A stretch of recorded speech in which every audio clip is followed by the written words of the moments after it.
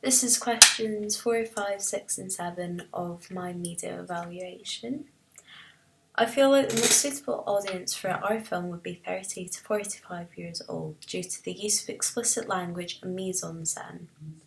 We entail a dress code of quite a formal attire, an attire that individuals of a more mature age would wear.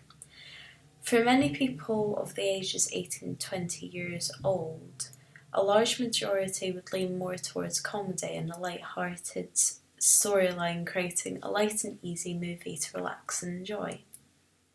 However, our genre leans more towards a more intense and emotive experience. We decided that this was subsiding from the stereotypical target audience of our genre because of its lack of stereotypical features. We wanted to make the film introduction unique to us and create our spin on a psychological thriller.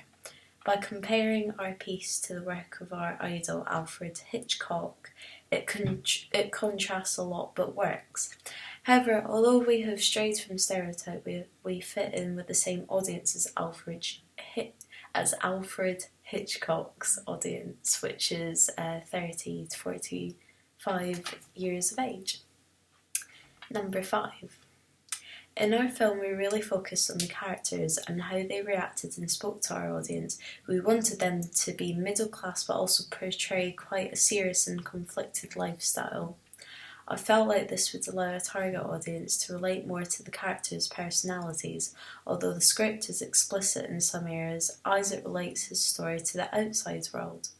For example, I decided to relate Stephen's tragic story to the modern day news stories and what my target audience would watch on a day-to-day basis on news channels.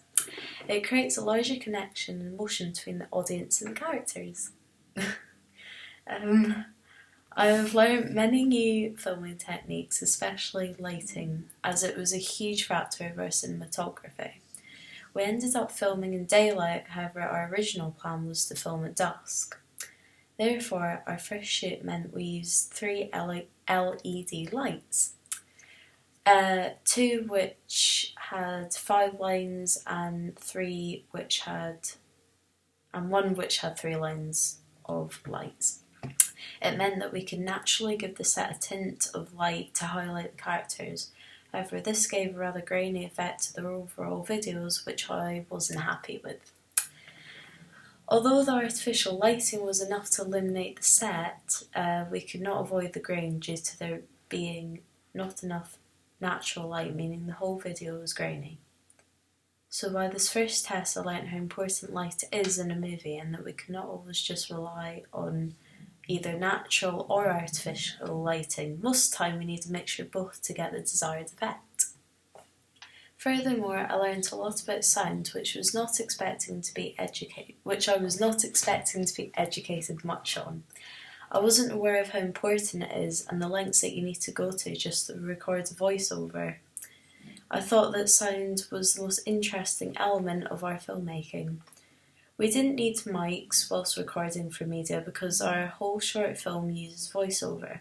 However, I had never done voice recording before in a more professional and high-tech environment until we did it for our film.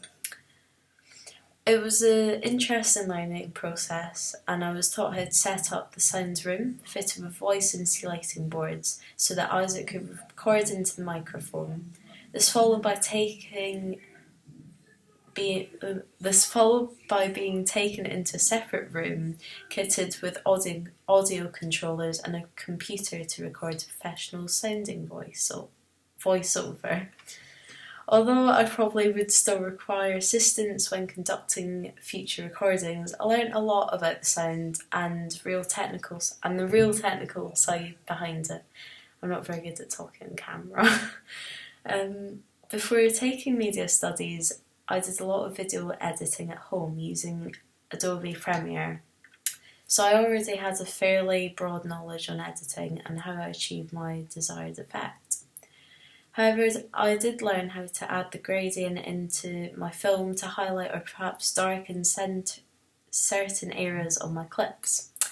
I also learned a lot regarding importing audio into the current project and adjusting and clipping it down to suit the clips themselves. I find this slightly tedious but intriguing to time both mediums with each other. Before taking media studies, I had never used Wix, which has evolved to being one of the key features of our coursework. I now use it on a weekly basis, and I've learned a lot about layout and design within a web page. I feel that Wix is an exceptional way to present work in a clean and professional manner.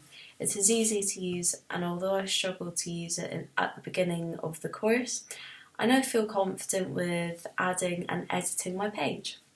I really like the fact that we have access to getting creative with our coursework and exploring into going beyond a folder filled with lots of different sheets of paper with writing on them. It also encourages and influences the actual coursework itself, as we use Prezi a lot to entail with our Wix pages. Once again, I had never used Prezi before I started media studies. It is another software that I have grown fond of over the course of the year. Furthermore, much like Wix, it gives students a chance to create a larger variety of work instead of just on a piece of paper. Number 7, the final question of my evaluation.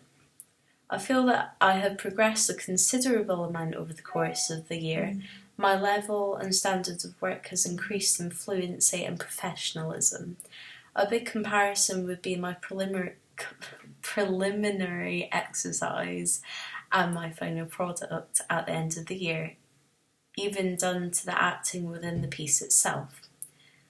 I see things differently than I did at the beginning of the year in terms of what looks good and what doesn't. My final product has been filmed in a more professional manner due to the lack of camera shake, lighting and time taken on each shot.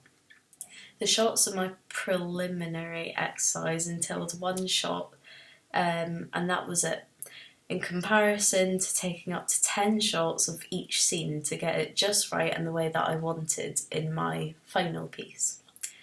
The time taken to edit both films is a significant difference. The preliminary exercise took a day and a half to edit fully. However, I was quite proud of my editing and still continue to be. Contrasting with this, our final piece, or our short film, which was has taken up to a month to edit at a standard in which I feel happy with and does the film justice. I am of the opinion that if we are going to put in so much time into filming, we might as well do it justice by making and editing just right and up to the professional standards. Furthermore, I wanted to put my new editing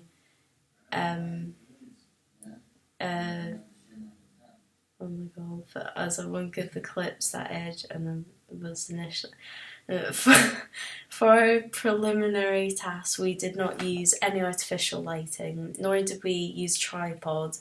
If I was participating in the same task now, I would have set up perhaps some LEDs for the interior scenes in our task, along with using a tripod to balance the camera out and keep the shot shake free. Sometimes this is appropriate for a certain genre of film, but it was not suited to our more comedic genre of short film for our preliminary task.